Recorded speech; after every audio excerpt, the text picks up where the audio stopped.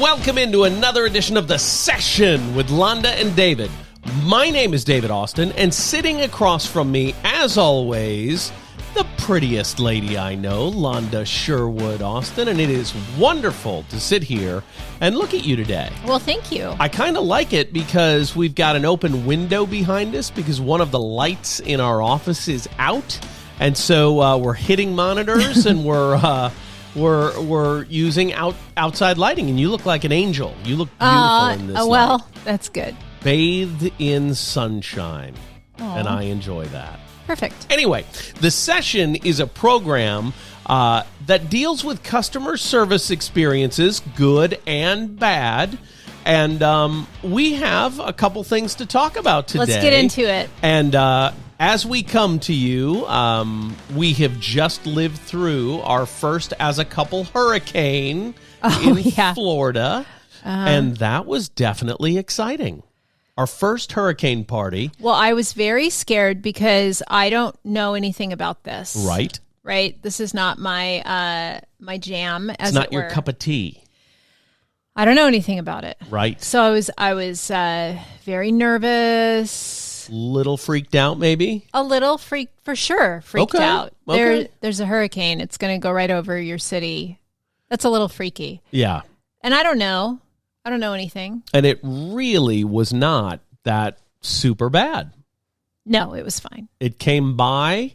I actually stayed up because they said it would come by about 1:30 in the morning. So after I tucked you in bed last night, I went out on the lanai and sat there by the pool and listened to the rain, and it was supposed to be high winds and heavy rain. Mm-hmm. Could cause some flooding, could cause stuff to break. So we pushed our lanai curtains out of the way. It was not even as heavy a wind event as Thursday in the Tri-Cities. Right. Our house in West Richland, regularly 40-mile-an-hour winds. Yeah, for sure. And there were some winds that might have gotten 36, 37 miles an hour last night at our house. And I was following all the, no big deal. Hurricane alert things, and there you go. And we're far enough inland in Lakeland, Florida, to not have to worry about storm surge. But apparently Tampa, which was thinking they were going to get 3 to 4 feet of water over the seawall there, none of that happened. Yeah, so it was great. And the weird thing about hurricanes is they have a predicted path, but they can shift, and so it slowed down before it hit land north of Tampa. Good bit north of Tampa. So we survived a hurricane, and that was kind of fun. Okay, now that we've talked about that, I would like to talk about our lunch experience. Oh, I'm ready to talk about this. Today at Walk-Ons, and as you know, I'm a fan of Walk-Ons because when they first started in Baton Rouge, I was around for that. So when they opened a new store a couple weeks ago here in Lakeland, Florida, I was super excited. You watched it being built. Yep. And you were very excited. Every day. That's exactly right. I got fresh commentary on Walk-Ons. Now, to be fair to Walk-Ons, before we talk about our experience before we today, trash them, I want to say that our regular diets are different than we normally. That doesn't matter. Well, I guess you're right, but I didn't order something off the menu that I typically would order. Although mine turned out okay. Yours, not so good. Tell me about that. Well, I first want to say this is the second time we've been there. Mm-hmm. The first time we went was right after they opened. The team that comes in from other stores to open a new store, which is very typical, right? Was amazing. I mean, you could feel the energy. There was buzz. There were people all over the place, and they got the food out really fast, and it was a great experience. Right. All the way around. Yes.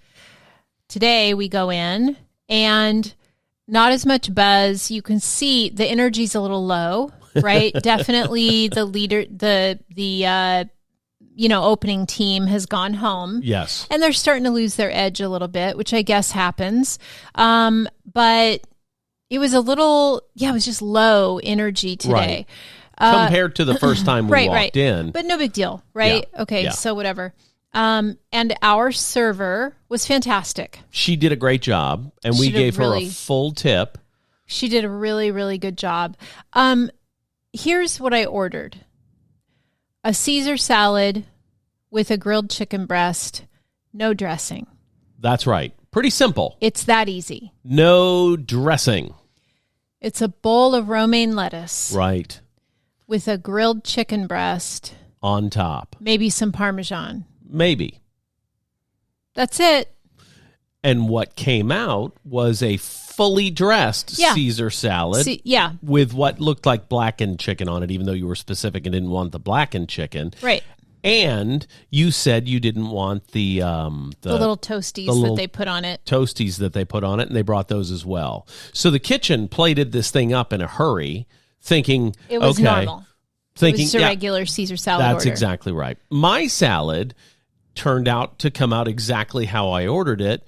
Not to my liking, though, because it was spring mix, and I don't like spring mix. Right. And typically when it says mixed greens, they don't mean spring mix. They mean spring mix when they say spring mix, typically. But they brought me my salad, and, we were playing Russian roulette because I ordered it without blue cheese, and I ordered it with my ranch on the side instead of tossed in like they normally make it.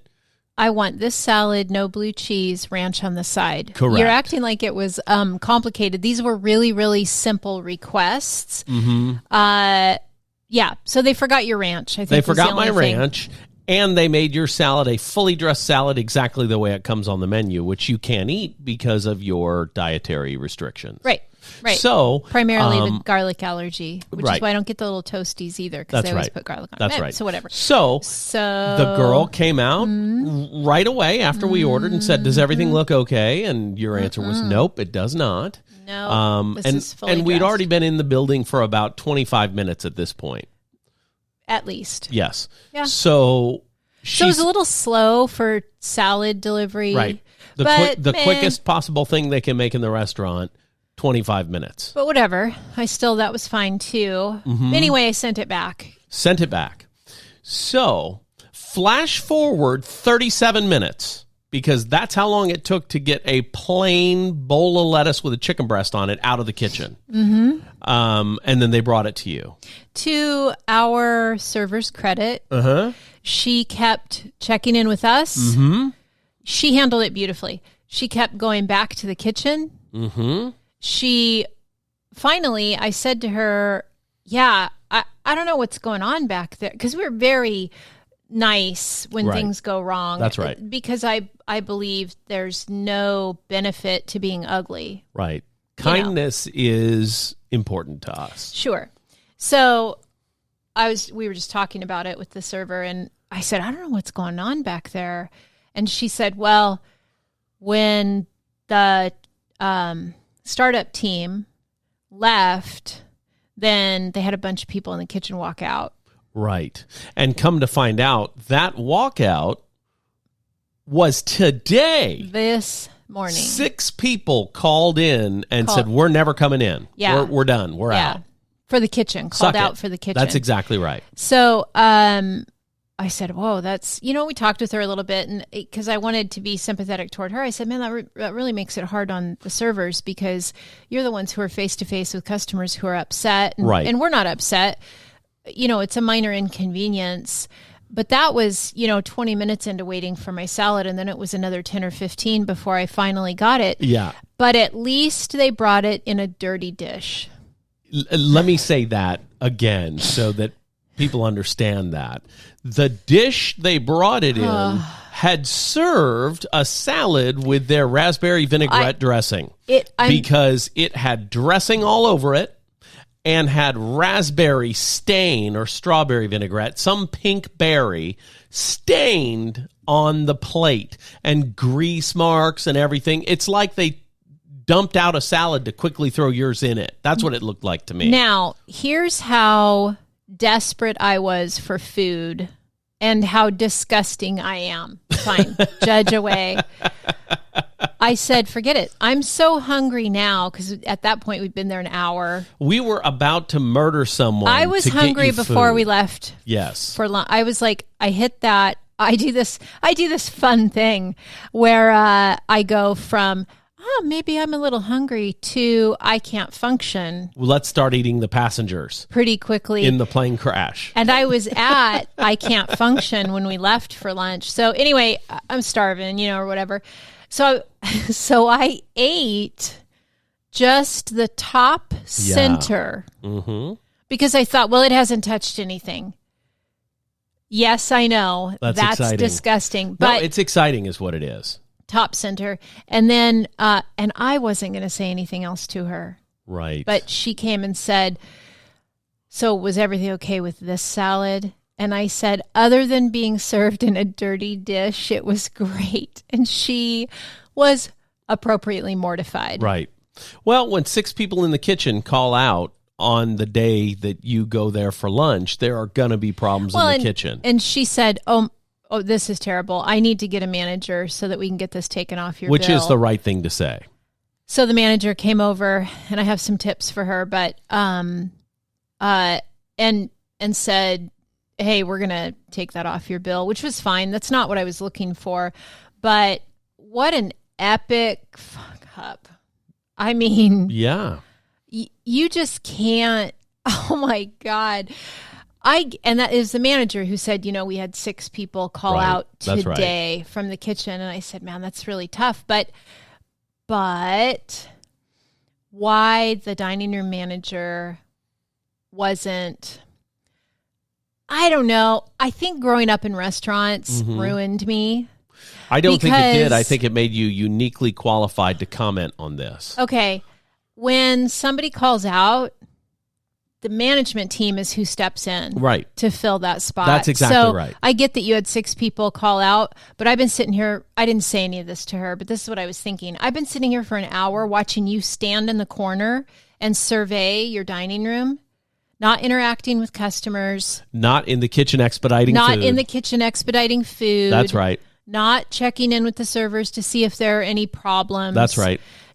Just standing in the corner watching the dining room. Okay, what the hell? Well, if there's a first-person shooter, she's going to be the first to know, and that there's room for that. But and on approaching our table, right, I would like if she had, and this is just a tip, right? Introduced herself. Hey, I'm Londa. I'm the dining room manager, or whatever her title is. Right. And I heard there was an issue with your meal. We're really sorry for that. And we're going to take care of your meal today. Right. And that would really have been all she needed to say. However, let me unwind this situation and back it up to inoculation, right? So you can vaccinate people against being angry, because our server was telling us about how she was so grateful we were kind about the whole thing. That's right. And she said that's not what happened last night. Everybody was mad at her last night because they had the same kind of issue. But here's something. You can help manage people's expectations, as we've talked about many times. That's exactly right. By, as soon as you get to the table and you greet your people and whatever, hey, I need to let you know we're short-staffed in the kitchen today, drastically short-staffed. So we are doing the very best we can to give you the, walk-on experience. Believe me, everybody's working hard. However, just in case we hit a few bumps in the road, I want to let you know that's probably why. Okay. Yeah, that's great. And that kind of manages the expectation. It definitely, vaccinates you against some problems later on. And so, but it was the best thing they did was give me the to-go cup with your iced tea in it. There you go. And you'll enjoy that. I don't know why I don't like taking away drinks from a restaurant. I'm a weirdo that way. I just don't like it. I love it. I paid for it, and I got to take it with me. It's very exciting. That is exciting. It's so stupid, but it is. So I would say for today's experience, I'd have to give walk-ons, a kind of a -2 out of 10 for a lot of it. And I'd give our server an 8 out of 10. Okay. So about a 4 out of 10 if you average it. Overall. Yeah, 4 out of 10. Really not a good experience. Yeah, and I wish it was better because I'm cheering for them. I love their product. I love their But you concept. said, we got in the car, we started driving, and you said, well, I've had all the walk-ons I ever need. Well, and I said that for a reason, and that is in the current food ways that we're exploring to make inflammation go down in our bodies, we can't really have the food I love there. So why go and have a mediocre experience? You know what I mean? Yeah. I can't have fried, cheesy, Louisiana tinged food because it doesn't work with the doesn't work with your body right now. Autoimmune protocol diet that we're doing right now. Yeah. So, and thank you for opening that can of worms and exposing it to the world. Well, there's no problem. I'm fully transparent. I've talked about my autoimmune issues before. Right. I'm in a really bad flare-up, so I'm on this AIP diet, whatever. Right, and I got to tell you. It gets it back in line really quickly, and I do it until I'm no longer symptomatic anyway. And I don't really miss the stuff. Side note for... I don't really miss the stuff. The 8 people that listen to this. And here's the deal. I only want 3 different things to eat. So if you ever ask me what I want a bacon cheeseburger. I want Outback cheese fries with ranch dressing, and I want pizza. Yeah. And those are the 3 things I want. So if you ask me what I want, don't be surprised when my answer is bacon cheeseburger. No, I don't Outback ask cheese anymore. fries and pizza. So learned. as we've agreed, you can be in charge of the meals and don't tell me what we're having. Just plate it up and I'll eat it. And I don't miss there you go having the bad for me stuff at all. I think that when you don't go out very often to eat, right, which we haven't been, right. When I do go out, I want it to be good. Yeah, well. When you go all the time, you kind of get used to the mediocre or poor service. But, anyway, so then we had to pop into Best Buy Let me tell you something. We're experimenting here on the program because we're also putting the podcast on YouTube. And I'm watching a lot in my downtime, a lot of videos about how to make more effective YouTube presentations. And one of the things they talk about is multiple camera angles. So today we have 2 camera angles. We have the main camera angle that I normally look at, and we have another camera angle, which is really just on Londa, and you might be able to see my hand. And we may or may not use. We will use in what I just said. We will toggle between the 2 for sure. Oh, that's fun! I didn't on know the you YouTube thing okay. because I just explained that we had the 2 different cameras, and so I now don't understand how any of that works. Well, right, and I'm happy to never understand it. And you don't have to understand it because with my don't worry, my pretty little head. With my communications background and my college classes in video editing, I think I can do this. It's all different now. None of it's the same. Right. But I've been watching my tutorials, so there you go. This is what I would like. Yes. I would like some restaurateurs to reach out to me and explain to me why it's so hard for restaurants to get it right. Well, I can tell you one guy who would love to talk to you about it, and that's JD from Fat Olives in Richland, Washington. JD knows why people don't get it right, and I know why he gets it right most of the time. And the reason is because he's involved. He's on site all He's the time. not standing in the corner either surveying the room. Right. He is expediting food. He is going to tables. He's getting drinks. He's seating people. He's actively That's how my engaged. dad did it too. And that's the way you have to do it to be successful. And that's what my dad always said. My dad had 2 restaurants in Southern California.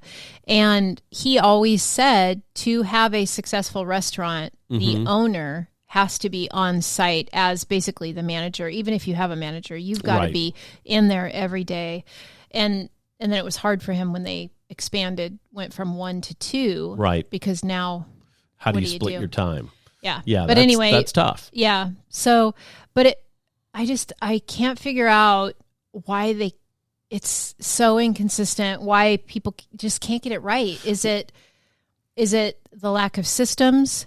Is it the lack of direction? Is it turnover with employees? Is it the training? I would submit it's all that. And that's why I enjoy going to chain restaurants, because they are consistent, because they have training programs that are consistent and the same in every single restaurant. Walk-Ons is a chain now, but they're kind of a new chain. They're expanding at a very quick pace right now. That's true. After having a couple restaurants starting in Baton Rouge, going to New Orleans, going to Lafayette. Sometimes you're trying to grow up too fast. Well, they had a major infusion of cash when Drew Brees became an investor. Right. So they are for sure growing at a fast pace, right? And not a ton of restaurants over the years have been dramatically successful in that quick growth. There are tons of bumps in the road when you have quick growth. Yeah. Even McDonald's, which started with a great concept and really well-engineered positions in the kitchen at McDonald's. If you've seen the movie The Founder, it talks all about it. Yeah. They had growing pains going from a restaurant in Southern California to nationwide. They had franchisees that were selling things that are not on the McDonald's menu. Until Kroc took over and said, "Hey, we're not doing that. I'm buying it from the McDonald's brothers, and I'm streamlining. I'm the whole streamlining process. the deal, and getting back to basics, And it's always tough to grow super fast. I'd say that's very true in any industry. It's super easy to grow organically over time. Start with a restaurant, grow, perfect it, maybe do a second one. There'll be a few bumps in the road, right? But you know what? If you have the same staff transferring to the other restaurant and that's how you grow, easier. Right. Then you add a third. That's a program that we've seen, and it usually does not work that way either. And the reason it doesn't work that way is because people then run out of money and they shut down. So I don't know what the right answer is, but I enjoy chains because by the time they're a nationwide chain, it's dialed in. They know their product. And I hate chains. I know you do. I like independently owned places, but finding independently owned local, restaurants that are really, really good. Right. Is hard to do. A challenge. And you need to have an on-site owner if it is that kind of place. Yeah. Oh, that's the printer. I heard something strange. It sounded like a rocket ship was taking off. Yeah, no. It's the printer. Yeah. Anyway, long story short, I don't know what the easy answer is. Right. But good customer service is something you can achieve in any situation. Yeah, and I think we were talking about how a lot of it is achieved through scripting. Right. That's exactly right.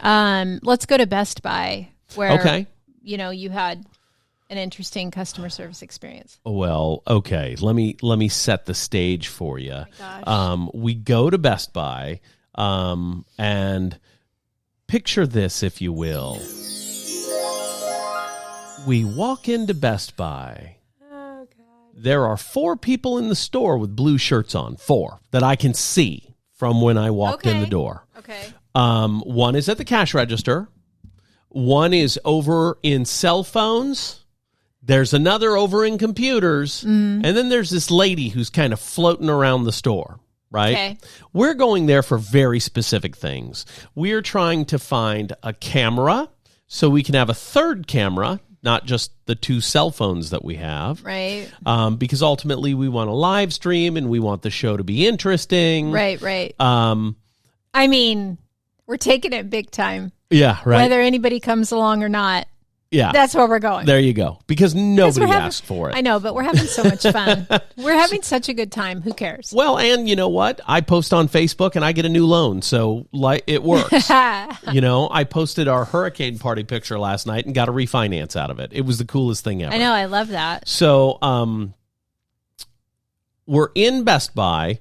We see the 4 employees who are on the floor. There was a 5th guy out front holding a TV. I think somebody was going to drive up with a vehicle and he was going to put the TV in the back. But that's what the store looks like when we walk in. We walk right over to cameras, and the one lady who was not actively working with someone, actually came into our aisle, kind of moved Londa out of the way and starts shopping for a customer who might have called in over the phone, I'm guessing. Well, she we starts don't know. looking at stuff there in front of us and is clearly agitated that we're in her way, even though we're real life paying customers in the store right now. This makes me crazy. It makes me want to set something on fire. The person in front of you is the most important person. And literally in front of her, because she wanted to move you aside to get to the place where you were looking. That is crazy to me. That'll always set my hair on fire. I guess I always was taught the person in front of you is real money. Yes. The person on the phone or the online order or the whatever that's not in front of you is potential money. Right. That's right. Real money wins. Now, no one else came over to see us except for the lady who pushed you out of the way. I'm looking around for help because I want to spend a lot of money on a camera. Not a person looks my way. Finally, I see the lady who pushed you out of the way to get to the shelving area that you were looking through. She didn't really push me out It of was the way. pretty close. Move! Anyway, I see her, and I make eye contact, and I'm like, hey, I need some help. And she looked at me, acknowledged me, turned away, and kept going wherever she was going. Right. And there were no customers where she was going. I think she was going to the back to work on whatever that is. What is that? I don't understand understand it. Going on? Can someone explain to me why that's happening? Well, I don't. Is there no value in a high level of work ethic? Is there no value in customer service? Is there no? Does the individual not placing value on their worth in their job? I don't. I think the big box stores are competing with Amazon, and so they're trying to change their mindset. Well, I literally said I wouldn't even be buying this here today if I didn't want to use it today. I would get exactly it on right. Amazon. That's exactly right. But whatever the case, that was the experience I had at Best Buy, and have decided that if I buy a $1,200 Canon camera that they recommend on one of the YouTube videos I watch, I'm going to buy it from someone other than Best Buy. And I'm a long-time Best Buy customer. So here's what I hear often from people who work in, those kind of retail positions is, okay, go ahead. I don't care. I get paid whether you're here or not. But here's what they're not seeing. They're short-sighted. If enough people start buying from Amazon instead of their store, then their store goes away, and so does their job. And here's the thing that's sad about what I'm saying about the Best Buy on U.S. Highway 98 in Lakeland, Florida. I've already spent $10,000 in that store, and now I don't want to spend another penny in that store. Isn't that sad? Yeah. And if you don't believe it can happen to you, Best Buy employees, tell me where the nearest Circuit City is. They're gone. Oh, that's true. I mean, that's true. It's just out of control. Or is it innovation that all of this is going to go to Amazon, and then Amazon warehouses will just be everywhere and we'll get our stuff delivered? Well, I think that is ultimately where we're going. And now that Jeff Bezos has announced he's stepping down as CEO so he can focus on going to space, I'm interested to know what's going to happen with Amazon. What is it like to have enough money that you can leave your company and focus on going to the moon for fun? Well, or space, or whatever. I mean, he's going to space for fun. He and Richard Branson are both. They're in a dead heat. They're neck and neck getting to space. That's right. And Richard Branson is leaving on the 11th because Jeff Bezos is going sometime after on the 20th or something. Yeah. I don't know. They're racing. Now, to be fair, Richard Branson said that didn't play into his decision. And I'm sure it didn't. Well, I don't know. Just like the moon landing didn't play into the space race decision. Of course it did. He absolutely wants to be up there quicker. Yeah. And Elon Musk, hasn't he already successfully sent people into space with SpaceX? Absolutely he has. So the three guys that are fighting in this space, literally over space. I think it's kind of fun that people have gotten to the point that they personally have enough money that they're giving NASA a run for their money. Oh, no. NASA's renting space from SpaceX. NASA is leaning into that heavily. Because why wouldn't privatize space exploration make sense if NASA doesn't have to foot the bill? Sure. We went to the Kennedy Space Center not that long ago, and you can see the blue, space blue or whatever Jeff Bezos' thing is right there. Oh, yeah, it's like right across the street. That's exactly right. That's true. It's, so they're clearly working together, and I think that kind of thing is spectacular for the world because, let me tell you something, the space plane that Richard Branson is about to fly into space, one of the coolest things I've ever seen. It's not a rocket, and it's not the space shuttle. Really cool, though. Really cool. And he envisioned the design when he was a child. Right. And that's what he said when we watched him on whatever program, maybe the Today Show, right? Interviewed him about this thing.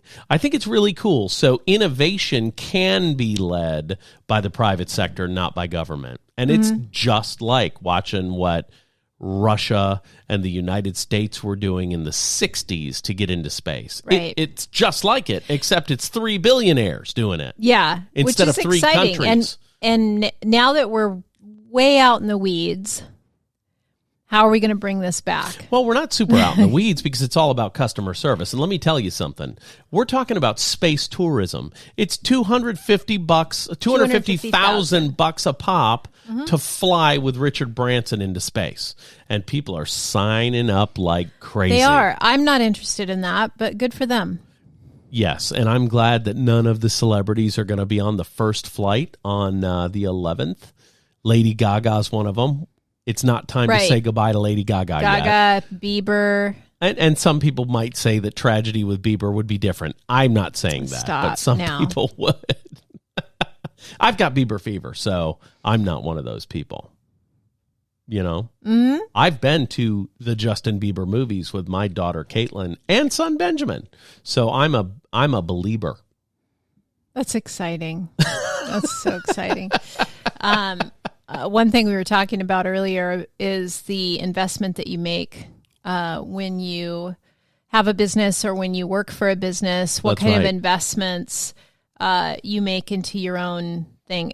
And we were talking about this when you go to work at a restaurant. They oftentimes give you a uniform, but you've got to go buy shoes. Non-skid shoes that are appropriate for the kitchen, yeah. And then there's time outside of the restaurant, typically, that you've got to learn the menu, you've got to memorize things, you've got to, all that. So so the investment is a lot of time that goes into that. And everybody makes you buy your own shoes, right? I don't know. I think so.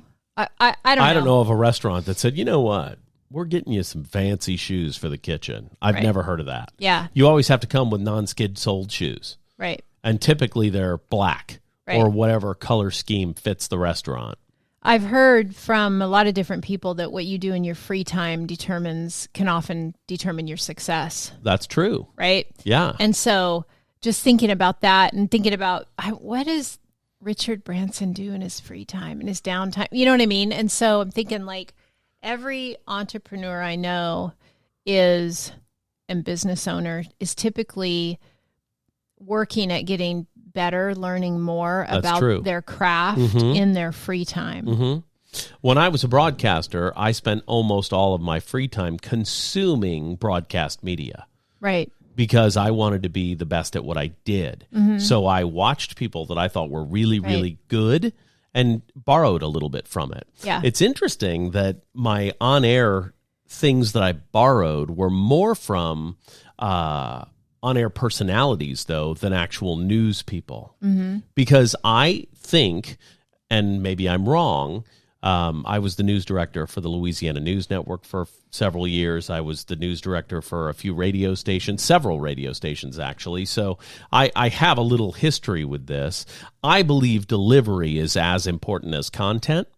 And I believe if your content is well delivered, you'll have more listeners, right? So I wanted to listen to personalities to be able to see why they were so famous. Right. Right? I gotcha. Guys like Rush Limbaugh, guys like Tom Leykis. I really like Tom Leykis, by the way, and a lot of my on-air presentation kind of morphed because of Tom Leykis being on our radio station in Lafayette, Louisiana when I was a kid, News Radio KPEL. We brought him on. He was very controversial. We got a new program director named Michael W.K., and he was a Tom Leykis fan. So he goes, hey, guys, look, we're bringing in Tom Leykis. I like him.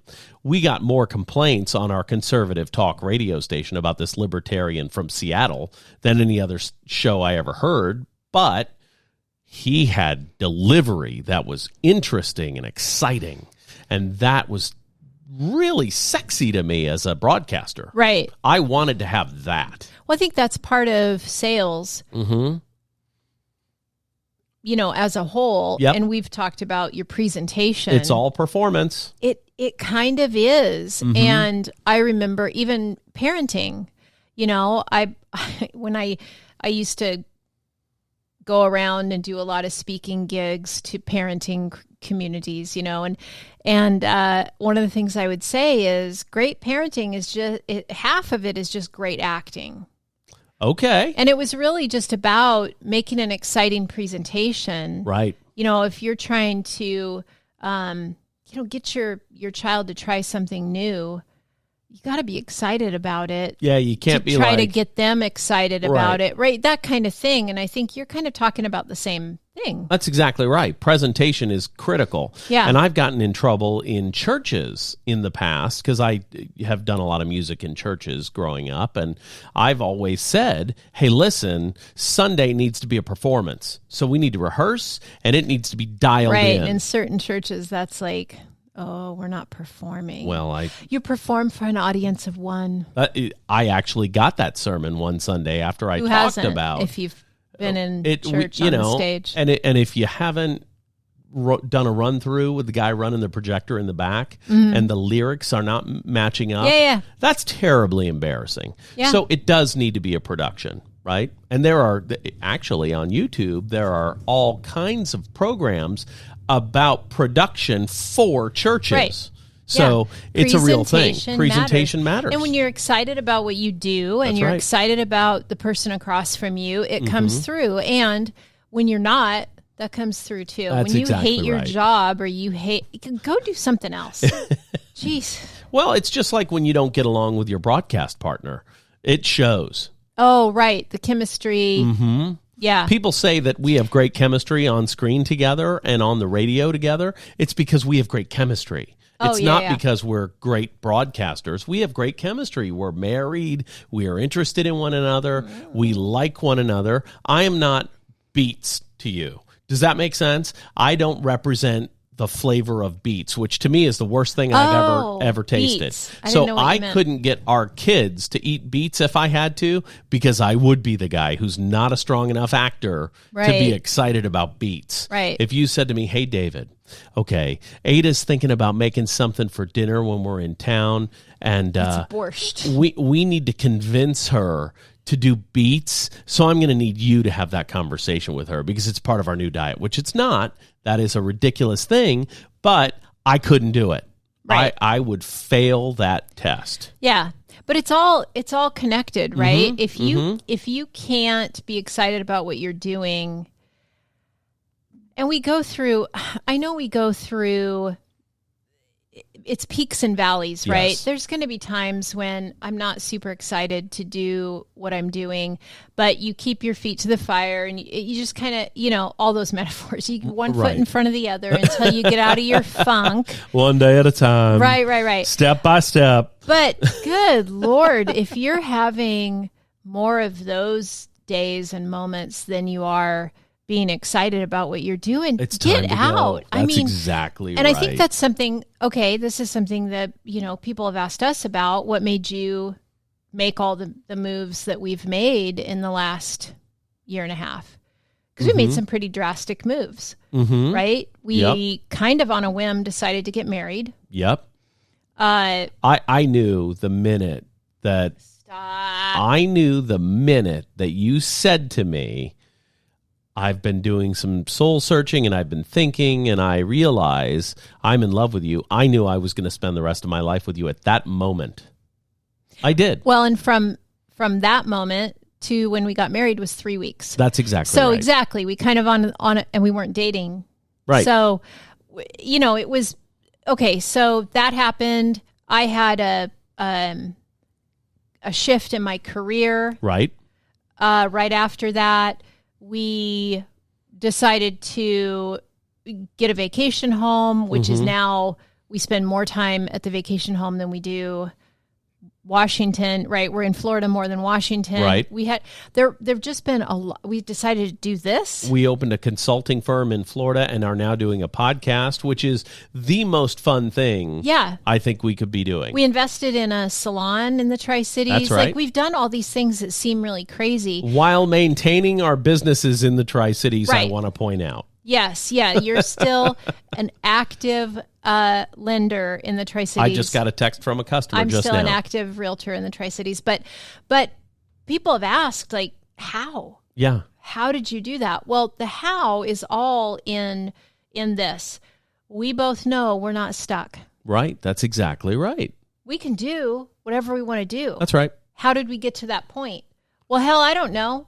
It's just, I think years of success in business has given us the confidence to be able to make moves that otherwise we wouldn't be able to make. I think that's the truth. Well, yeah, and for me, once I kind of, blew up my whole life about 3 years ago, and it was like a breaking out of everything I knew. Mm-hmm. And from that moment forward, I can do whatever I want to do. Yeah, that's exactly right. And you can. Just do it. People say, I wish I could do that. I wish I could live in 2 places. And you could. Yeah, can. That's right. All you need is will, determination, and the money to do it. You need finances to be able out to do how to make it happen. And I think that's what people don't do. They say, I can't do it. And then they don't, instead of, how can I make that happen? Right. But that's the key. And you and I, before we even entertained buying a vacation home, knew what our number needed to be able to do that. Yeah, I said we need this much money in the bank before we do it, and we did. That's exactly right. So, we set a goal. We met the goal pretty quickly. Yeah. And then did it. And so when we were able to do it, we had enough of a safety net. So just imagine my business falling apart. Had that happened, it didn't, but had that happened, we would have been okay because we had the money in the bank. You know what I mean? Right. So it's really exciting that we have strong enough relationships with our business partners back home to be able to do something different and make it work. Right. And I got to tell you, if we didn't have those relationships, we wouldn't have been able to do it. So the moral of the story is, if you build your life the way you want it to look, why not make it look that way? Yeah.